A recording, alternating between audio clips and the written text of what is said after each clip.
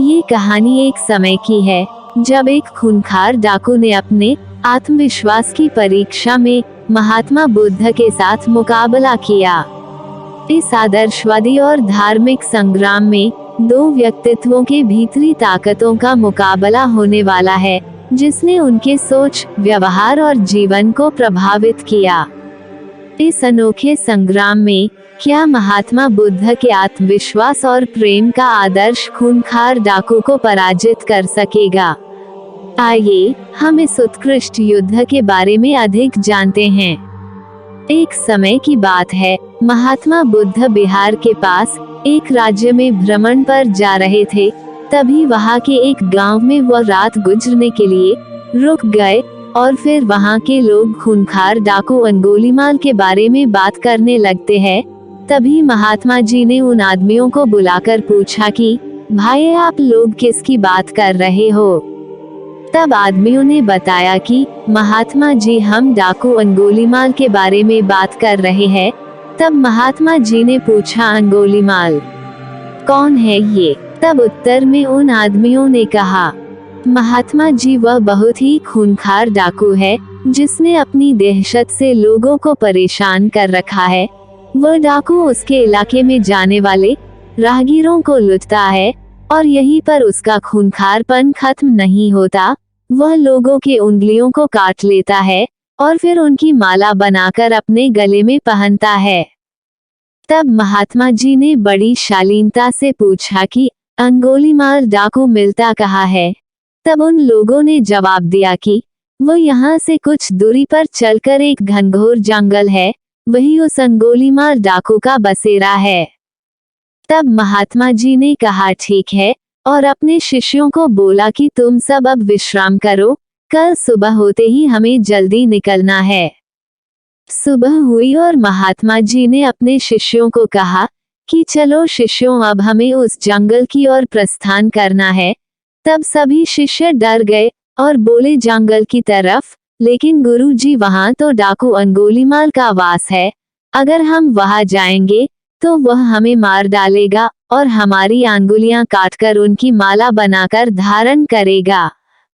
तब महात्मा जी बोले कि शिष्यों, कभी भी किसी परिस्थिति में डरना नहीं चाहिए, लेकिन कोई बात नहीं, अगर तुम लोग नहीं जाना चाहते तो कोई बात नहीं, मैं तुमको वहां जाने के लिए बाध्य नहीं करूंगा, जैसी तुम्हारी इच्छा।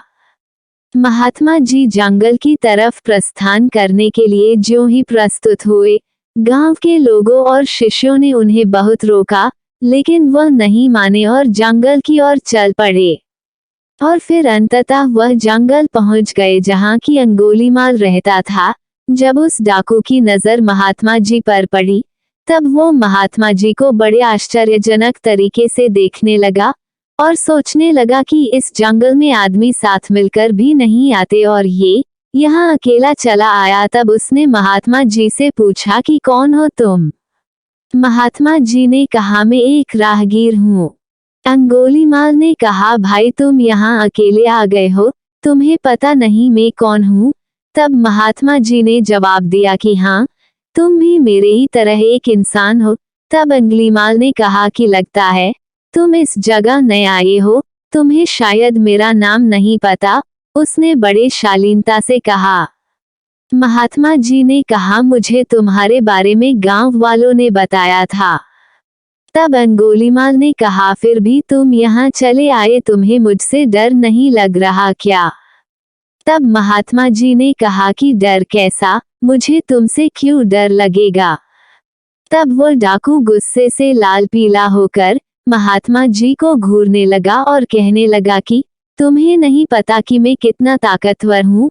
मेरे डर के कारण यहाँ अच्छे से अच्छे दिग्गज आने की हिम्मत नहीं करते और तुम यहाँ मरने चले आए हो। तब महात्मा जी ने कहा, ताकतवर में तो तुम्हें ताकतवर नहीं मानता। तब तो गुस्से से लाल आंखें करके वह डाकू महात्मा जी को देखने लगा। तब अंगुलीमाल ने कहा कि तुम्हें नहीं पता कि मैं कितने आदमियों को मार चुका हूँ। मेरे गले में यह माला देख रहे हो, मैंने उन आदमियों को सिर्फ लूटता नहीं हूँ, बल्कि उनके हाथ की उंगलियां को काटकर अपनी माला में पिरो लेता हूँ। ये कहते हुए अंगुलीमाल जोर जोर से हंसने लगा। महात्मा जी मंद मुस्कान के साथ हंसने लगे। तब वो डाकू आश्चर्य से महात्मा जी को देखने लगा और सोचने लगा कि अरे ये कैसा इंसान है, मुझसे डरने की बजाय ये हंस रहा है। तब अंगुलीमाल ने कहा कि लगता है तुम्हारा मानसिक संतुलन ठीक नहीं है, ये सुनकर तुम्हें सदमा लग गया है। महात्मा जी ने कहा मुझे कोई भी सदमा नहीं लगा और न मेरा मानसिक संतुलन खराब है।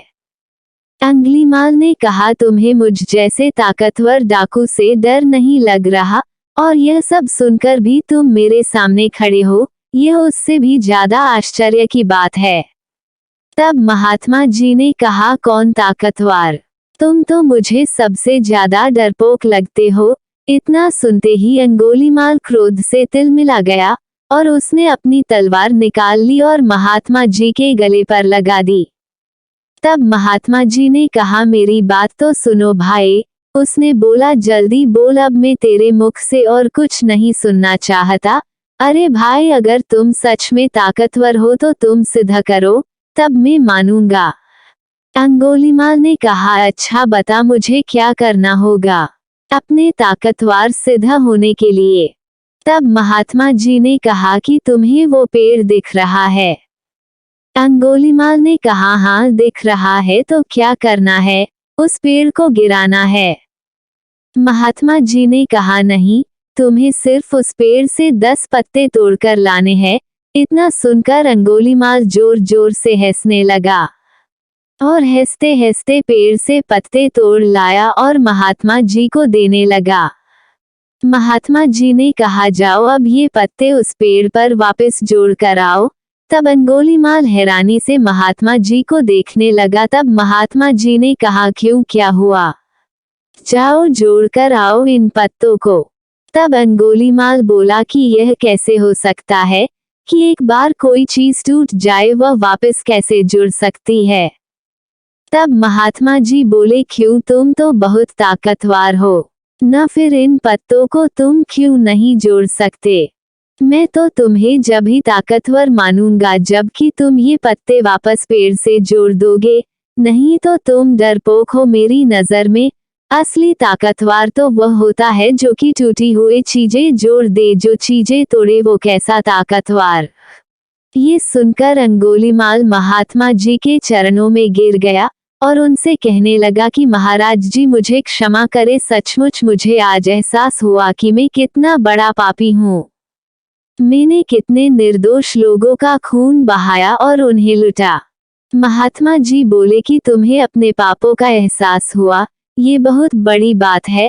अगर तुम्हें सचमुच अपने किए पर पछतावा है तो आज से सच्चाई और अच्छे राह पर चलो, लोगों की मदद करो और अपनी ताकत का इस्तेमाल जरूरतमंदों की रक्षा में करो। तब से अंगुलीमाल अच्छे रास्ते पर चलने लगा और सबकी मदद करने लगा। इस कहानी में हमने देखा कि खूंखार डाकू और महात्मा बुद्ध की आत्मविश्वास भरी मुकाबले के बीच एक अंतर था। जबकि डाकू आत्मविश्वास की कमी के कारण हार गया, महात्मा बुद्ध ने अपनी आत्मशक्ति को पहचाना और सच्चे आत्मविश्वास की प्राप्ति की। हमें ये याद रखना चाहिए कि जीवन की हर मुश्किल से लड़ने के लिए आत्मविश्वास हमारी महत्वपूर्ण उपकरण होती है। हमारी जीत या हार आत्मविश्वास पर निर्भर करती है, और जब हम सही तरीके से आत्मविश्वास को समझते हैं और उसे विकसित करते हैं, तो हम सचमुच अपारतंत्री हो सकते हैं।